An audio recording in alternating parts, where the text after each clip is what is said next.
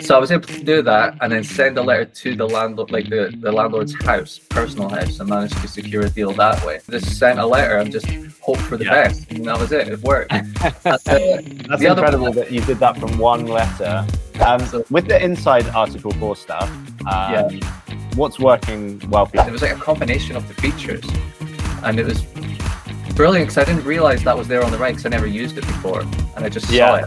No way. It was like this like little I couldn't believe it. It was like beaming gold. Hey everyone, it's Jamie from PropertyEngine, and I'm here today with Scott Macpherson, who is an avid user. You've been using us since, what was it, 2022? We just found out. Man, I moved down here from Scotland to start my property journey, and like literally the first stop software was PropertyEngine. I moved 3 years ago, and that's when I downloaded it. That's amazing. Yeah, well, it's great to be chatting to users who have been using us for so long. We're speaking to people who are just starting out in property, to experts in the field, learning about how they're succeeding, getting tips and tricks from their success stories and how PropertyEngine has helped their process. So thanks so much, Scott, for coming on today. Yeah, tell us a bit about yourself, how you got into property, and also about your move as well. So property, I was traveling Asia and Australia back in 2020, and looking for something that I actually enjoyed doing. And in Australia, I went to a property networking event for the first time. And that was when I was like, I have to do this. So I immediately came home. And then at the start of 21, that's when lockdown hit. So throughout lockdown, I was like a cocoon. I just studied property, traded stocks, crypto, NFTs to save up for my first flip. Done my first flip. It took a year because I was a lifeguard and I literally didn't know how to put up a shelf. Some people use that as an example. I put it up with nails and it fell. So like literally I'm terrible with like putting plaster, so I didn't know how to do it. Took a year, and then after that brings us into like mid 22. Towards the end of 22, I used that capital to move down here with my now fiance Lauren to set up a company where I build portfolios for people, because I was like, look, I want to set up a company, build portfolios for people, have it cash flowing, so then when I raise finance, I'll have security to those investors that I can pay them back should like a deal go wrong or something, plus the experience that you get. And I really liked like solving that huge problem for people. So that was about 3 years ago now. I started off doing buy-to-lets, flips and BRR, and now I do HMO conversions. So old Victorian style house, bring up the floor plan size, say from like 80 square meters to 120, and do studio style rooms, high-end rooms, and do that for clients based around the world. So that's like the most difficult 3 years of my life summarized into a couple sentences. Nice. So yeah, you moved on to doing the HMOs now. How's that going? Would you say that's one of the like strategies that's working the best right now in 2025? I'd say it's probably the most popular / controversial. Now, I don't know if I've always been concerned about this because I feel like I'm in a bubble because all my friends do it, right? And I feel like, oh my God, like everyone's doing it. But then when I step out of that bubble, not many people are doing what we do. So like, you know, I do like dormers, extensions, do studio style rooms, kitchenettes, very, very high end, top of the market. And so like that's one side of it, but also I'd say it's probably one of the most controversial in the sense that a lot of articles are coming out because there's a lot of people concerned about who's going into the HMOs and stuff. I mean, we do working professionals and that's what we do, but there's been a lot of like neighbors kicking off across like many projects, like protests, newspaper articles and stuff. So I'd say it's my favorite strategy because we're providing like incredible rooms to local people. But at the same time, the controversy is still there. So it's just about balancing those skills. But for me, it's my passion. I'm obsessed with it. I absolutely love this strategy and I can't ever see me stopping it, to be honest. Nice. I mean, if that's what you've kind of dialed into and that's where your expertise are, then yeah, it makes sense to just stay like laser focused on that, doesn't it? Yeah, definitely. I mean, I always wanted to do HMOs. I mean, when I started buy-to-let, flip and BRR, it was because I was too scared to do HMOs. I always thought there were these big beasts and all that stuff. So then I got a mentor and realized, all right, it's not as big and scary. And I had someone with like a lot of experience just guide me for a year. And then after that, I was able to take off. And the way it is, like the more you do it, the better you get. And that's the stage where I'm at right now. But I think it's like an avatar. You got to pick your dragon. You got to pick your strategy. So like this strategy is just, I absolutely love it. Nice. So before, when you were doing the flips and things like that, and before you were using PropertyEngine, what was your process like for finding properties? That was just horrible. Basically, it was all these tabs open. So I don't know, Purple Bricks, Right Moves, Zoopla, On the Market, all these things open, constantly scrolling, using their very vague and generic search filters. And back then, like, it was just really difficult to, you know, streamline that process simply because you're bouncing from tab to tab and you're constantly going across the same properties. I mean, like, for example, on PropertyEngine right now, you can hide the ones that you know just don't work, so you don't have to constantly keep seeing them. But back then, it was just, yeah, constantly seeing the same ones, clicking them because you forgot that you clicked on them, and then, you know, it was very messy. Calling agents, and every agent, even to this day, still said, just go on our mailing list and we'll send you some, and then they send you blocks of apartments when you just want a little 2-bed house. So it was very, very messy and disorganized, I'd say, time consuming. Yeah. And since you started using PropertyEngine, what's your favorite kind of part of it? Tools, maybe features? I know you mentioned the floor plan bit earlier. Right. I've actually got a deal that we got accepted from PropertyEngine up, so I can amazing. go through it. So I can go through it. So basically, the labels is huge for me because I'm able to put like sold subject to contract, or doesn't work, or call today, very interested, removed from the market, all these things. Like, I have like all these labels, like viewing booked, the total floor area, because estate agents, they tell we fibs, and I think you even have that disclaimer on here. Yeah. So they tell fibs. So the EPC, I'm able to scroll down and click on the EPC and just go see what's there. Sometimes they're wrong, so I always do the viewing anyway, but it's just so nice to have that guide there. Yeah. What else is there? The floor plans is huge. My strategy, floor plans is extremely important. So the floor plans is absolutely massive. And the activity, so at the very bottom, you can see if it's on the market, off the market, on the market, off the market. And if there's no floor plans on this listing, you can go at the previous listing and see if there's floor plans on that one, which I've done for this deal, which was absolutely incredible.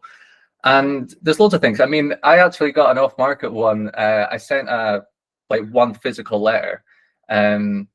This was a HMO, and the reason why I got it is because on the right you have the company's house thing. You have like a little reveal thing, and you can see if it's owned by a company in that. So I was able to do that and then send a letter to the landlord, like the landlord's house, personal house, and managed to secure a deal that way. So that helped. And oh wow, did you do that? Did you do that inside of PropertyEngine then? I did, yeah. So basically, I didn't realize that was an option there. This was about, I think it was like a year ago, and I looked on the right and it said ownership details and title documents, and I clicked on the company's house and stuff. I was like, I didn't realize this was owned by a company. So then I just cracked on and then just went onto the people section of the company's house and just sent a letter and just hoped for the best. And that was it. It worked. That's incredible that you did that from one letter. Because we see people getting a lot of success with letters, but you normally have to send, you know, a few hundred kind of thing. So you sent one very targeted letter with the information you found on PropertyEngine and got a deal out of it. Honestly, man, it was biblical. And I didn't want to send any more letters after that, because that was like the first one that I sent. I was like, I want to be the only person in the world with 100% accuracy with direct to vendor. Yeah, I think you are the only person. Yeah, it was incredible. But this other feature has found me a few deals, and it's when you on the map, you can hover over the houses with your mouse next to it, and sometimes it comes up on the market, and I'm like, oh, I missed that one, and I'm like, well, if this one works, chances are that one works. Yes. And you can go over like recently sold, and also if this one doesn't have floor plans, I hover over the one next to it, and if that one's on the market or previously on the market, I can look at that floor plans, and it gives me a good guide, you know, and it takes you straight to street check, all these things. I could go on all day, man. Yeah, like that hovering thing is incredible over them. That's just touching on that. That is a great idea, what you just said, where if the floor plan is not available for a property, you can just go straight to the street. You know, if it's a row of terraced houses, then it's often going to be the same configuration, isn't it? And you can just see it on the map as well if the property footprint is the same. Just look at the floor plan of an adjacent property. That's a great idea. Yeah, definitely, man. That's I always do that. I always just hover over and see what's going on, because I'll have missed it previously, or just get floor plans or something. And plus you can just add that street to your direct to vendor market, and if you're very confident that it works, you know. Yes. Yeah, I love that feature. So tell us a bit more about some of these success stories that you've recently had, some of these deals that you've had just go through. What do those projects look like? Yeah. So the one that I'm looking at is so this one is in Stoke, and it's going to be a HMO conversion. So simply, we found it, viewed it, looked at the floor plan. I do about 95% of my prep before I go. So like I look at the floor plan, print it out, and get ready to like do the measurements. Because when I go to a viewing, I pretty much only do measurements. So I do a lot of prep here. I get the summary here. I look at the history, so I kind of know what kind of mindset the seller's in, EPC, all of that stuff. And when I went there, all I had to do was measurements because I was extremely confident about this deal. And another thing that I do as well, I click on the maps here in the option section, and I just go and I think it's like Google Maps or something, and do 3 as well. It takes me straight to it. Whereas Rightmove gives you like a vague, like, you know, it might be it doesn't show that location, does it? Yeah. Yeah, exactly. I mean, the full address as well. So I use that full address.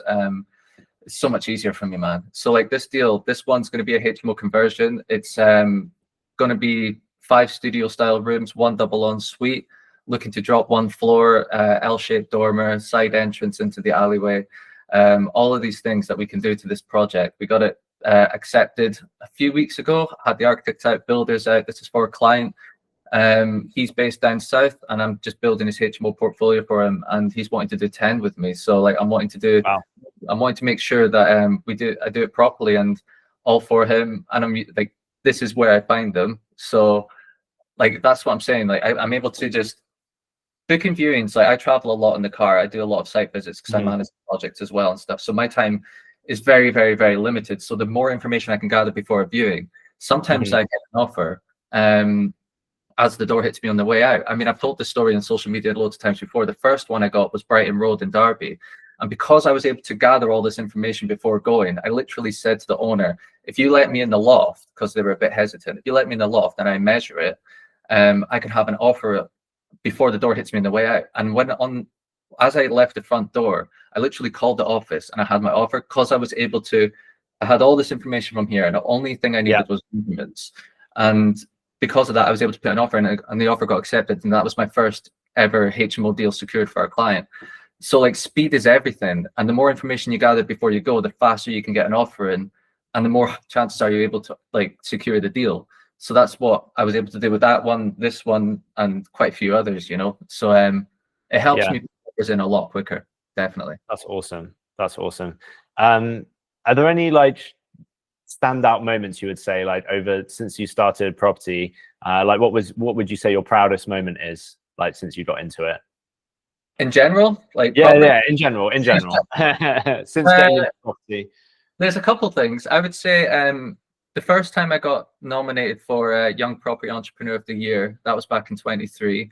Didn't win it, but then won it last year, and I'm a finalist again this year, and it's this Saturday. So maybe 2 years in a row. That'd be pretty cool. Yeah. But yeah, I think being nominated, like recognized for all of that, because like in this business, you give everything for yourself, you know, your weekends, your evenings, like your social time with family and friends, you give everything, and you work twice as hard for like half the money when you're building, like at the beginning, you know. So to be recognized for that was just everything. And I think like the second time it was I'd say creating like my generational wealth program, where I do like things for clients. I do build the HMO portfolio for them, but I put like a 10-year strategy in place rather than a one-stop shop. And when I've done that, like I've noticed like a huge difference in like my mindset, my personality, and the clients' like confidence, and being able to give roadmaps to people. Like it made me a lot more excited to do what I do. So like I think like that was me building my dream right there, and then being recognized for it as well. So like yeah, quite big things. Nice. Yeah, well, congratulations on the nomination again. I hope it's on Saturday. Yeah, it is Saturday, but I had plans booked, man. I can't go. So like, I feel a lot bad. Yeah. I feel bad. Nice. Okay, so if you were starting out from scratch, Dave, because obviously you've learned a lot over the years you've been doing this. If you were starting from scratch, how would you set up your process for the fastest success? Obviously, this is good for people who are just getting started now. Is that like setting up PropertyEngine, or is it like just no, just generally like getting into property? Like, what processes would you set up? What tools would you use? What would you do differently? So laying the foundation of getting everything compliant, you know, like if you're like, I can only really talk from my perspective. So if you are going to be like deal packaging or doing the end-to-end service and stuff, even starting like a portfolio, if you're doing a limited company, making sure you set up the company, get compliant, get you know, your insurances, anti-money laundering, PRS, all of that stuff. So that's the boring, sludgy stuff out of the way. But after that, personal brand is huge. Obviously setting goals, like where do you want to go, like a little bit of a roadmap. But then personal branding is huge for getting clients, raising investor finance, and wearing your heart on your sleeve a little bit. So for example, I post on YouTube, Instagram, LinkedIn, Facebook, newsletters, all that sort of stuff. So I touch bases with a lot of people, but I share my story. So like I do a lot of like I touched on earlier, all the bad things, all the good things. Like I do vlogs that shows all the hardships and all the wins and stuff. And I think that's where I get a lot of my clients through YouTube because of that. They spend a lot of time with me on YouTube, and then they're like, I want to work with this guy. I'm not the best in the business. I'm not going to lie, right? I'm not saying that I'm bad, but there's companies out there with like 100 or 1,000 staff, you know, they're worth tens of millions. So I know I'm not the biggest out there, but people choose to work with me because of my personal brand and my honesty and rawness. So that's one thing. But then the softwares, definitely a PropertyEngine. You can obviously see that I absolutely love it, but there's other things to help save time. So I use like Kit for my newsletter. I use CapCut to edit my videos. I use, let me just see, I've got quite a few things here. Yeah, there's like things like that. Using, like, I do a lot of social media stuff, so getting the stuff on social media out of the way. But PropertyEngine is the main software I use for property finding. And I think it's like figuring out your strategy as well. Like, just when I chose buy to lets, buy flips, and buy refurbished refinance, that didn't, like, I thought that was me forever. And you can switch, you can change it to something that you're like, oh, I really like the look of that, and just going into it. And if you are nervous about doing it, getting a mentor to do it, to guide you and help you getting into that new strategy that you really want to get into. But yeah, I think like picking a strategy that calls for you, and if it's saturated, that doesn't matter. If it's not saturated, great. You know, just making sure that you enjoy doing it, because I love doing HMOs. Look, I work weekends, I work evenings, and that's not me complaining. That's me somewhat bragging, because that's me. That's my happiness, like doing these. You know, that's my excitement. I don't do golf, don't do football or anything like that. I just love property and HMOs, and that's the feeling that I wish I could put on to other people. So like starting out, figuring out what it is that you really like to do, and building your personal brand so you can get that client base in and all of that stuff in, building those relationships. And then always ask for help, man. I always ask for help. So DM people for help, go out for coffees, ask for help. And yeah, that's it. That's what I do. Nice. Yeah, because I think a lot of people are obviously looking to get into property, and when you've been doing it for so long, like you've obviously built up all that experience, all of those mistakes, or you know, things that you've learned to optimize, and sharing that with other people is very helpful. What would you say to people who aren't utilizing any software yet for finding properties? They're just still scrolling through Rightmove or something like that.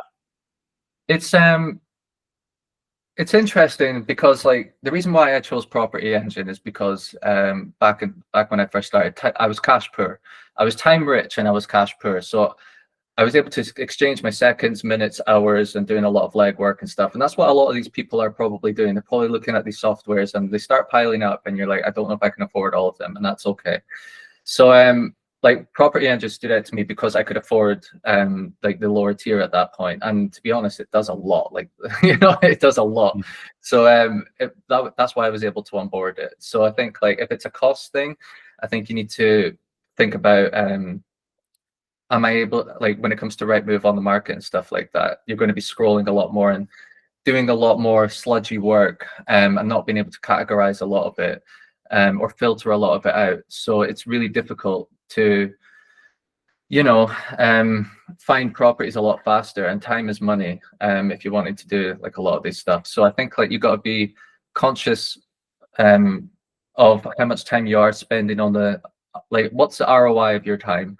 Are you better be doing sales calls, going to networking events, going to agents, building relationships, going to other investors and sourcers. Hey, if you find a deal and you can't raise finance for it, come to me because I can find an investor for it. We can like do a little referral fee. Are those conversations higher ROI than you sitting scrolling through like Rightmove on the market, and all that stuff? Because with PropertyEngine, what I do is like I have all these filters and I have like each area is saved. So I put instant alerts on, and with all of these filters, I know whatever comes through, that's what I'm looking for. So I'll be out on the road. I'll be like at a site visit, right? And I'll see an email comes through. I'll call. Like I will immediately call because I know that it works, right? So that's the stage you kind of want to get to with this, because you can only have so much time and so much effort that you can put into things. And whilst this is basically like the way I see it, it's like a little virtual assistant that's looking for properties for me. I get instant email alerts, just like you would with a VA. Hey Scott, I found a property. PropertyEngine's the same, so then I just call it. Whereas like Rightmove and stuff don't do that. They do like email alerts, but when it comes through, it'll just be the completely wrong property. So then I'm just wasting more time, stopping the thought process and stuff. So I think like if you value your time and your like thought and your capacity, then I think using this is the way. And it's not that expensive. There are far more expensive out there, and then you got to think like one deal. Honestly, this has probably paid for itself for a few hundred years for me. That's how that's how a few hundred years. Yeah, honestly. Nice. Yeah. That's great. All right, tell us about your plans for next year then. What do you have in store? What do you want to focus on? I put forward I started planning it yesterday. So so for me, I created the generational wealth program because it was a bit of a one-stop shop that I'd done. Whereas like I do a portfolio, seeing a bit, find more investors and stuff. Whereas the clients I take on now, it's like a 10-year strategy. So basically I built the generational wealth program, took on a few clients. So next year I'm going to be doing quite a few projects for those clients, and that's pretty much what I'm doing with them. And I'm probably going to be scaling that. I am going to be scaling that. I'm going to be taking on people that do the deal finding, simply because like the drive into viewings, it's more like the deal, like the viewing side of things. Like I spend about 20 hours a week on the road, so I have to do a lot of voice notes and stuff from my car, and I need to get that time back. That's what I was like touching on earlier. So if I'm like, I found a deal, I need you to view it. That's what I'm doing next year. Also, I'm going to be doing like starting and scaling my own portfolio. Got a JV partner, so I'm wanting to, they're funding it, I'm building it sort of structure. And nice. We're going to be building a HMO portfolio together. And I'm also probably going to do some flips, just to build up a podcast, just like a break safe in case of emergency sort of thing. So yeah, I'm going to be doing flips, building my own portfolio and scaling Macpherson properties where I do it for other people around the world. That's what I'm really excited to do. That's next year's plans. That's awesome. That's awesome. You got a lot planned. So yeah, no, that's great. Well, look, thanks so much, Scott, for coming on. Thank you so much for your time and sharing your success that you're getting in property and with PropertyEngine as well. And yeah, we'll catch everyone on the next one. Awesome. Thank you. I would recommend, because you said you're working with that guy, like he wants to do 10 I'd probably just set up a pipeline specifically for him so that you can just, that's a great idea. Or if you're not doing that, you can have just the, maybe just one pipeline, but use the labels, like have different labels for the different clients you work with, so you can tag them that way. But obviously you can have multiple pipelines as well, so you might want to just have one specifically. Well, no, I do like that idea, because my strategy now is like less clients but for longer, because like I found that I was like, I'm sick of looking for investors. I was like, why don't I just get like absolute savage investors and we just do like spend longer together. Yeah. So it takes away a lot of the stress. Internal floor area, that's like a huge thing in my strategy, because I can't do certain floor sizes, so I do use that. That's huge. And I get rid of stuff like auctions, new builds and stuff, because you can't really do that many places else. So that's one of those like permanent things. Whenever I set up PropertyEngine for like a new area, that's like the base layer that I do in Article 4, out of Article 4. When it comes to Article 4 area, what I do is if I want to scale quick, I put the Article 4 map on and buy right on the border of Article 4, right on the border.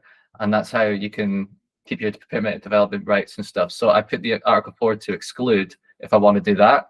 If my client doesn't want to do Article 4, or if I do want to do Article 4, I put include, and I'm able to just lock in and zone in on that. So those are huge features that I use, man.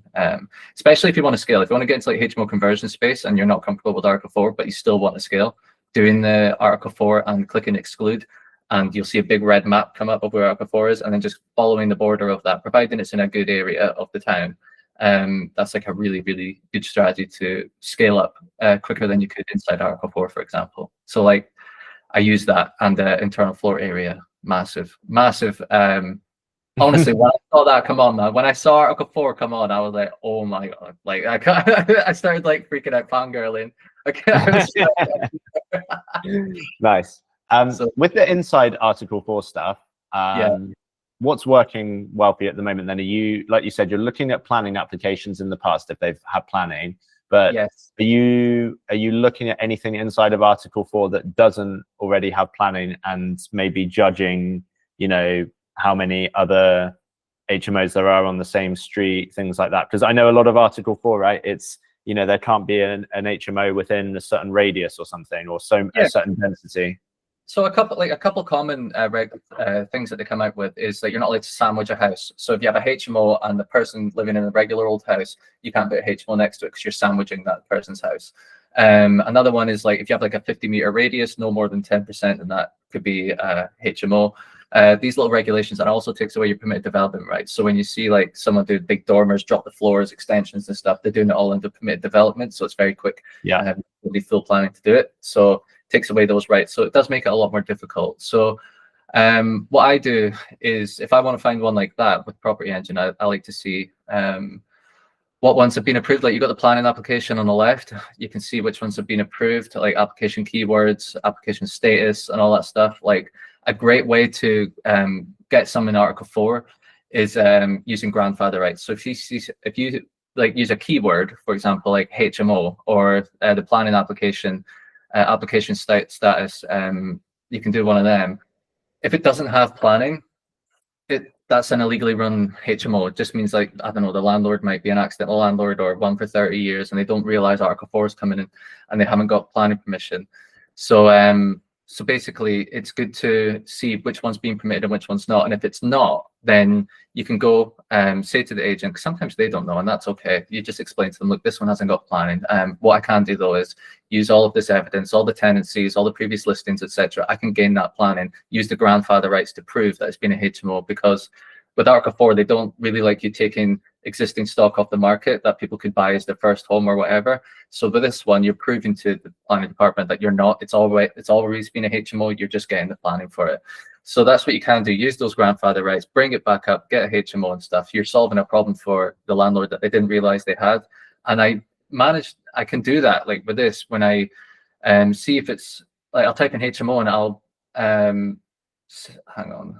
If I click on one, I think I can see like there's like a section, all records. When you click on the property, you've got all records, and it says planning applications. It'll say there are no planning applications found in this property. But if you go in the description and it says this is a 5-bed HMO or 6-bed HMO or something, you can see that this isn't like a legally run HMO. So you've identified the problem, but you can solve it. So like I go in and I can use the grandfather rights, providing they have got all the evidence that's required to get the planning permission, you know?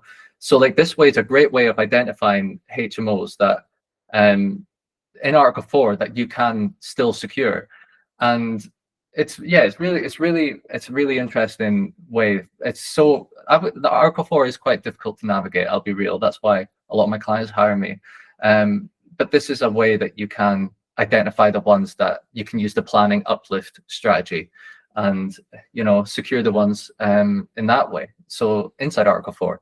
So that's like another thing that I did want to mention. So I'm really glad that we got to speak about that. It's that's a huge thing, the all records thing. I don't know when you added that, but that was genius. Yeah, that was I think last year now. So I think like I do think that one of the most helpful ones, because in my strategy, a lot of people skip properties that don't have floor plans, can't be bothered viewing them. It gives them a little cheap excuse to not put the effort in.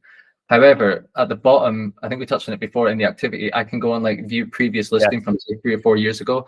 And when that has a floor plan, it's just genius, because like it just saves me like a lot of time. You know, I can just go straight into it and be like, okay, right, this is like a lot smaller than I initially thought. Because if not, I'd have to drive 2 hours, do the measurements, realize there that it wasn't it, and drive 2 hours back.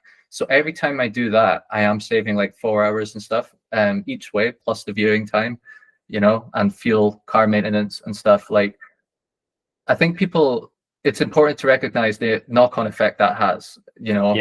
It is huge once you get to the hang of it. And anything that's complicated, I can't do. I've tried other softwares when I first started out, and it was just, I hated how complicated they were. This is one that I've recommended to everyone, and there is a referral scheme, but I've never bloody used it, even though I've recommended it to like a lot of people, simply because I was like, you have to use this. Like, you just have to use it. I don't care what. Like, I just didn't think it. I was like, because I like things super simple and just like right in your face visual, and that's what it is. That's what it is for me. So that's why I've been recommending it to so many people, because I know a lot of people are like me in that sense. When you're building a business, when you're in property, you're just overwhelmed a lot of the time. You're highly stressed. You're dealing with all of these things coming at you at 1,000 miles an hour. So you need things to be simple, streamlined, and very, very easy to understand, you know. And I think that's why I've stuck with it, man. Like, I've been, like I said, I've been here 3 years. I've been in property, like down in Sheffield, Rotherham, for 3 years. You know, it's been here 100% of my journey, and I haven't gone anywhere else, you know. And like, this is your first call. It's not like we've been friends the whole time or anything like that, you know. It's just like, it's just what works. It's what's stuck, and that's why I can stand behind it. Like, I'm loving it, man. I'm loving it so much. It's just built my company for me, you know. So yeah, I'm really excited. I love that. Where you go with it, it's just incredible. Like, all these, like, it's if you've been reading my mind, like with floor plans, Article 4 and stuff. I know I'm not the only strategy out there, but you've really accommodated it at the same time. So yeah, it's just been incredible.